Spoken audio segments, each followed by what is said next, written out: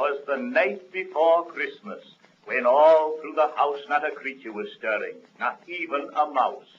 The stockings were hung by the chimney with care, in hopes that St. Nicholas soon would be there. The children were nestled all snug in their beds, while visions of sugar plums danced in their heads. And Mamma in her kerchief and I in my cap had just settled our brains for a long winter's nap, when out on the lawn there arose such a clatter I sprang from my bed to see what was the matter. Away to the window I flew like a flash, tore open the shutters, and threw up the sash.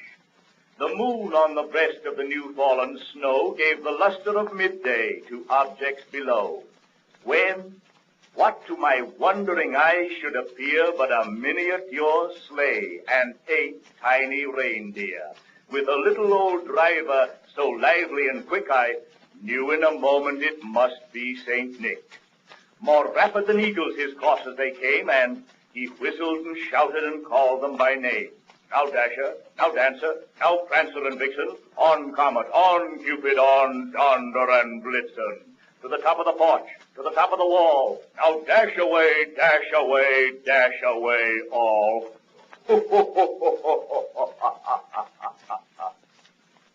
As dry leaves that before the wild hurricane fly when they meet with an obstacle mount to the sky, so up to the housetop the coursers they flew with a sleigh full of toys, and St. Nicholas too. And then in a twinkling I heard on the roof the prancing and pawing of each little hoof. As I drew in my head and was turning around, down the chimney St. Nicholas came with a bound.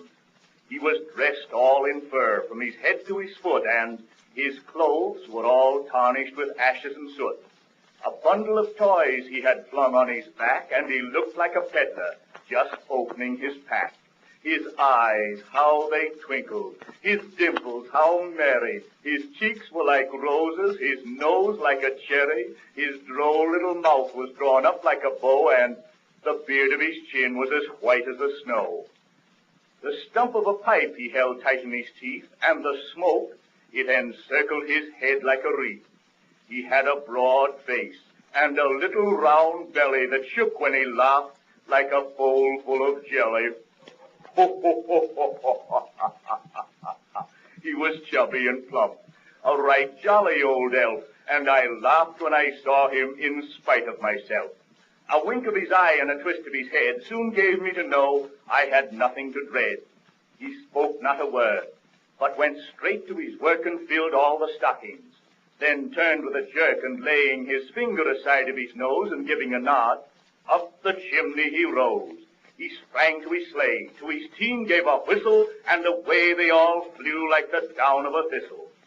But I heard him exclaim ere he drove out of sight, "Happy Christmas to all, and to all a good night."